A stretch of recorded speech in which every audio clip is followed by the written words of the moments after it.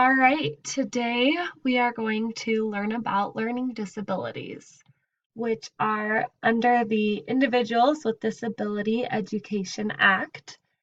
It technically calls them intellectual disabilities, but learning disabilities is the same thing. So a learning disability is a general term that describes specific kinds of learning problems. So a learning disability can cause a person to have trouble learning and using certain skills. The skills most affected are reading, writing, listening, speaking, reasoning, and doing math. Those are the skills that are most often affected by a learning disability. So, although learning disability is the term most often used, a lot of times they also use these terms like dyslexia, which refers to difficulties in reading, dysgraphia, which refers to difficulties in writing, and dyscalculia, which refers to difficulty in math. But all of these terms are referring to learning disabilities. Learning disabilities vary from person to person. So one might have trouble with reading and writing, while another student has problems understanding math. Yet another student with a learning disability might struggle with both of those things and have a hard time understanding what people are saying. So it really just varies from person to person. There are some signs of learning disabilities, but students probably won't show all of these signs or even most of them. But if a child is showing a number of these problems, then their parents and teachers should consider the possibility of them having a learning disability. So here we go through some of the signs. They might have trouble learning the alphabet, rhyming words, or connecting letters to their sounds. So any of these things could be a sign of a learning disability. They may have a hard time reading out loud. They might make mistakes when they're reading out loud and repeat or pause often. They may not understand what they're reading. They may have trouble with spelling. They may have very messy handwriting or just hold a pencil super awkwardly. They may struggle to express ideas in writing. They may learn language late and have a limited vocabulary.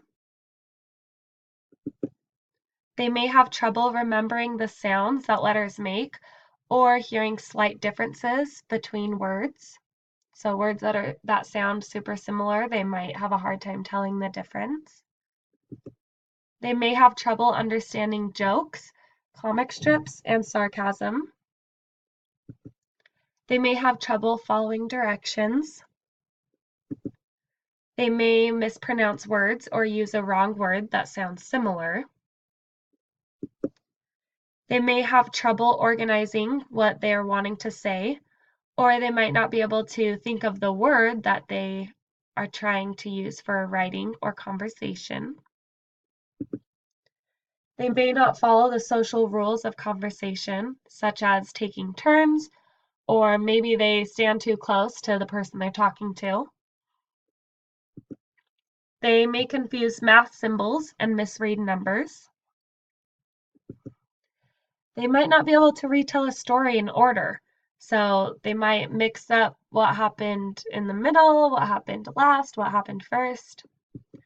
Or they may not know where to begin a task or how to go on from there. They might get stuck. So those are all signs of a learning disability, but like I said, most of the time a student is never going to have all of those signs. But if they have a couple of them or a number of them, then you should look into if they have a learning disability. So some classroom strategies to use with a student who has a learning disability.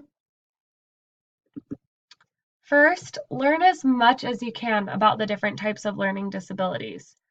I think this is so important, and even though it might seem kind of obvious to learn about what you're dealing with, it does require a little bit more effort and it does take some time.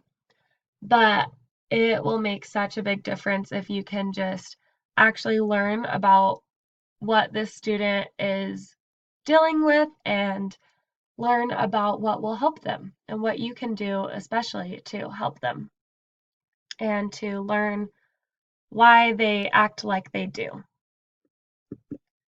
Another tip for teachers is to provide instruction and accommodations to address the student's special needs.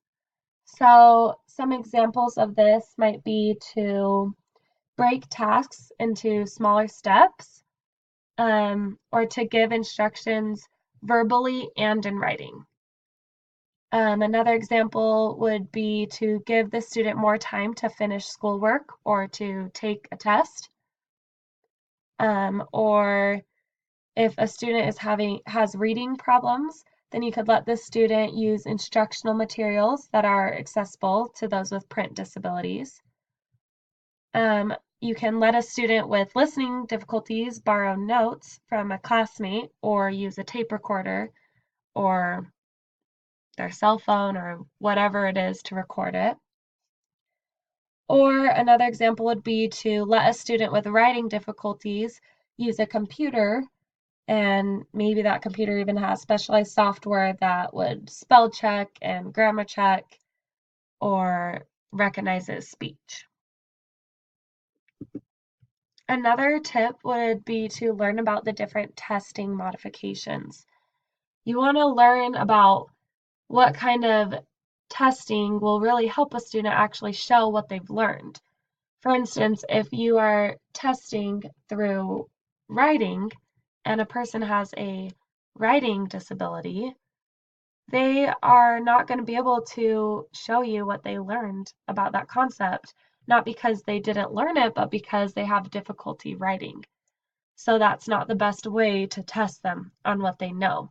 So instead, you should find a different way to test them and modify their tests according to their needs, depending on what the student's learning disability might be. Another tip would be to teach organizational skills, study skills, and learning strategies. I think that this is honestly a super good idea, no matter if the student has a learning disability or not. I think that this is beneficial for all students. A lot of times we assume that they know these skills when in reality they never have been actually taught these skills. They don't know exactly what is the best way to organize themselves, what is the best way to study, and what things will help them to do better in school. So I think that this is a super good one to just go over with your whole class. Take a day or take some time to teach about these different kinds of skills. Another thing would be to work with the student's parents to create an IEP tailored to meet the student's needs. And speaking of parents, I also think this is super important to establish a positive working relationship with the student's parents. This is so crucial. It is so, so important that as a teacher, you have regular communication with the student's parents, especially if they have a learning disability, and to exchange information about the student's progress at school. This will just be super beneficial so that you can make sure you're always on the same page and that they feel comfortable with you and with the education you're providing their child. And then I think this is obviously the most important to remember as a teacher, that these kids with learning disabilities are not a burden, and students with learning disabilities, you shouldn't look at them as a challenge or a stress, but instead look at it as an opportunity to make an enormous difference in this student's life. I think that's the coolest part about being a teacher is the impact that you can have on your students' lives. And especially with a student who has a learning disability where they need that extra guidance and instruction. So find out what the student's strengths are and find out what their interests are. Give them positive feedback and lots of opportunities for practice. And then I love this quote from Sheldon H. Horowitz. He said, learning disabilities are not a prescription for failure. With the right kinds of instruction, guidance, and support, there are no limits to what individuals with learning disabilities can achieve. And I love that. I think that is true. And we as teachers get to provide that instruction, guidance, and support that they need to be able to achieve whatever it is that they want to achieve. And then these are some more resources for teachers if you're wanting to learn more about learning disabilities and how you can help students who have learning disabilities. These are some awesome resources. And that's it.